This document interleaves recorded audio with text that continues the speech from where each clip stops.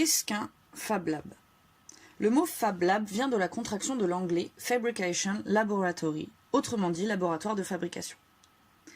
Les Fab Labs sont un réseau mondial de laboratoires locaux qui dopent l'inventivité en donnant accès à des outils de formation numérique. C'est un lieu qui est ouvert au public, où il est mis à sa disposition toutes sortes d'outils, notamment des machines-outils pilotées par ordinateur pour la conception et la réalisation d'objets. Le premier est apparu en 2001 aux États-Unis et aujourd'hui, en France, nous comptons environ 400 Fab Labs. La caractéristique principale des Fab Labs est leur ouverture.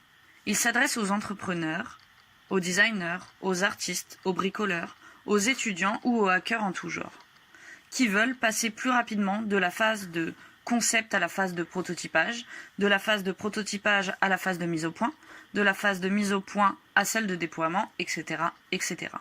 Les Fab Labs partagent le catalogue évolutif d'un noyau de capacité pour fabriquer, ou presque, n'importe quel objet, permettant aux personnes et aux projets d'être partagés.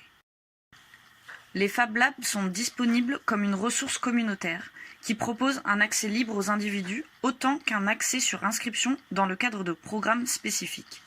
Ils regroupent différentes populations, tranches d'âge et métiers différents.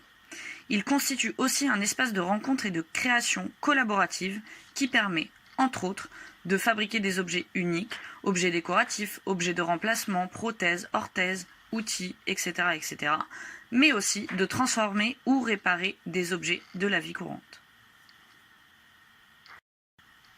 Les designs et les procédés développés dans les Fab Labs peuvent être protégés et vendus comme le souhaite leur inventeur ou inventrice, mais doivent rester disponibles de manière à ce que les individus puissent les utiliser et en apprendre. Les activités commerciales peuvent être prototypées et incubées dans un Fab Lab, mais elles ne doivent pas entrer en conflit avec les autres usages. Elles doivent croître au-delà du lab plutôt qu'en son sein, et il est attendu qu'elles bénéficient à leur inventeur ou inventrice, au lab et au réseau qui ont contribué à leur succès. Pour être appelé Fab Lab, un atelier de fabrication doit respecter la charte des Fab Labs, mise en place par le Massachusetts Institute of Technology, qui est disponible sur leur site.